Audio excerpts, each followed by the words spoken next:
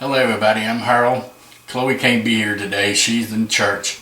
And we're with Nature's Friends. We're going to show you how we make what we call a pear honey, but it's actually pear preserves. You start out with about 4 or 5 pounds of pears. And we're going to peel them. Then we grate them. Instead of making butter, we make what we call a pear honey. And we grate our pears. We're going to wind up with about 4 or 5 cups of pears is what we want to use. The recipe says 4 cups, but I always like it a little more fruitier, so I do about 5 cups. And I'll tell you how much sugar. So I'm going to continue and get all these peeled up. That's what they look like when they're grated. You can see how pretty they are.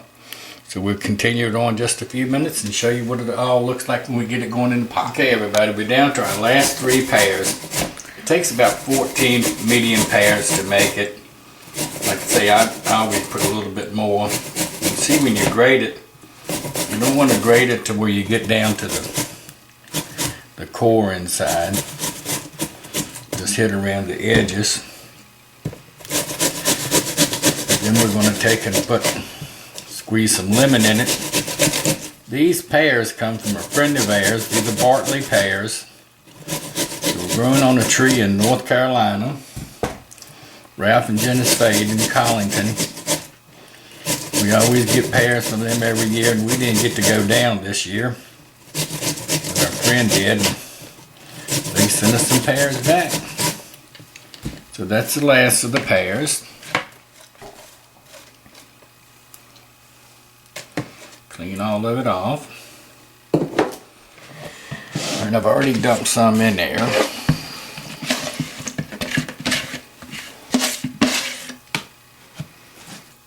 Okay, that's about 5 cups.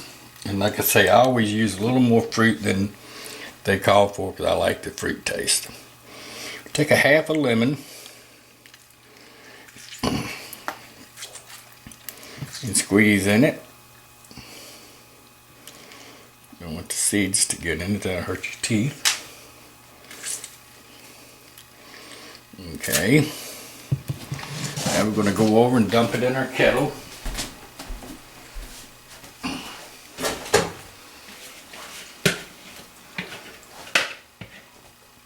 Okay.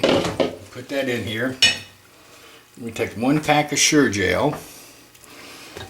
Get the burner going.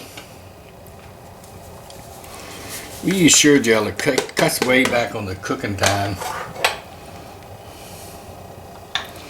And 1/4 teaspoon of butter. What the butter does is it keeps it from foaming.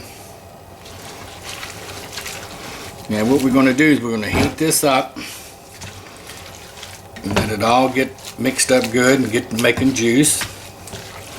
We don't add water. The recipe on the Sure Gel pack tells you to add a little bit of water, but we don't like to do that either. So we're going to cook this up, and we bring this to a nice boil, and then we add our sugar, and we'll show you that process as soon as we get this boiling. Okay, now you can see that we got a good boil going on in here with this. Now the lemon juice is what helps keep the color in here, keeps the fruit from turning white. I forgot to mention that. Now we're going to dump our 5 cups of sugar. Yeah, you better not have a sugar problem eating this stuff. We're going to stir it up until we get the sugar nice and dissolved. And then we're going to add 2 more ingredients. And once you get everything added, you just stir it and heat it up. And once this comes back to another raging boil, you set your timer and you let it boil for 1 minute. Then you start putting it in your jars. So now, sugar is just about all done. Okay, now you have to really be careful with this stuff. This is cinnamon oil. we're going to add 3 drops.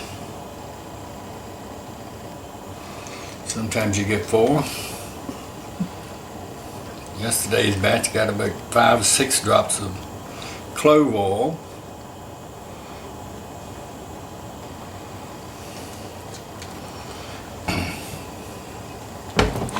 And stir this all up. And this is where it's really unfair for the people watching the video. You don't get to smell it. But you can see what it's looking like. We're going to bring this to a boil. Let it boil for 1 minute. And we're going to put it in the jars. Okay, as you can see, we got a nice rolling boil. We let the timers running. We got 14 more seconds on the timer. Getting me a jar ready. Them things are hot. Okay, timer's done. Turn the heat back a little bit.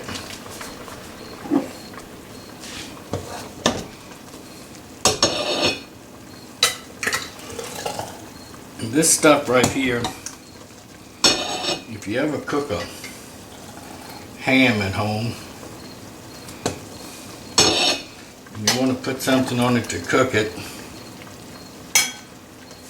this stuff right here is delicious. Wipe it off. Lid. Okay, we'll show you what all of them look like when we get them out of the all jarred up, and we'll see how much we got. Okay, everybody, we wound up making almost 4 pints. This is a shortage. We'll give that to our daughter. She loves it. Don't forget, this is great on hams. If you're going to have a holiday ham cooked and make sandwiches and biscuits, scoop that little juice out the bottom and put on the biscuit, and everybody will go, where'd you get that stuff? So if you have any questions, you can email us at naturesfriends@embarkmail.com. Until next time, I'm Harold. See you later.